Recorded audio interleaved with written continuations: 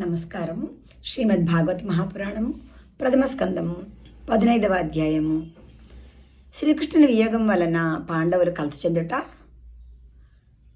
పరీక్షిత్తును రాజ్యాభిషిక్తుని గావించి స్వర్గమునకు వెడలుట. 19వ శ్లోకము.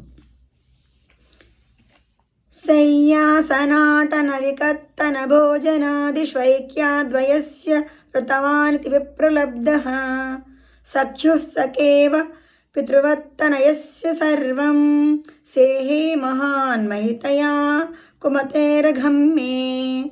సోదరా, మా ఇద్దరి మధ్య ఏమాత్రము అరమరకలు ఎరుగము.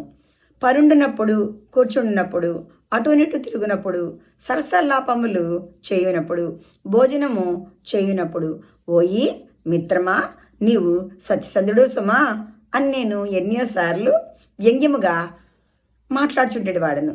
కానీ ఆ మహాత్ముడు నా అపరాధములు ఏవియను పట్టించుకొనక ఒక మిత్రుని దోషములను, తండ్రి పుత్రుని తప్పులను మన్నించినట్లు మందబుద్ధినైన నా దోషములను అన్నిటినీ సహించుచు ఉండేవాడు. 20వ శ్లోకము.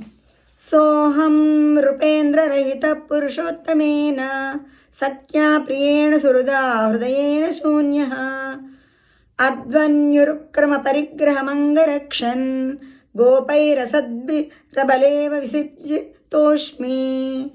రాజా, పురుషోత్తముడైన ఆ శ్రీకృష్ణ భగవానుడు నన్ను వీడిపోయెను. నేడు ఆ స్వామి నాకు మిత్రుడు, ప్రియుడు, ఆత్మీయుడు.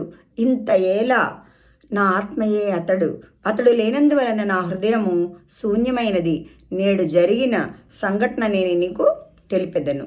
నేను ద్వారక నుండి ఆయన పత్నులను హస్తినాపురమునకు తీసుకొని వచ్చుచుంటిని. మార్గమధ్యమున దుష్టులైన కొందరు గొల్లలు నాపై దాడి చేసి ఒక అబలవలే నన్ను ఓడించిరి. నేను ఆ స్త్రీలను రక్షింపలేకపోయితిని. ధన్యవాదములు.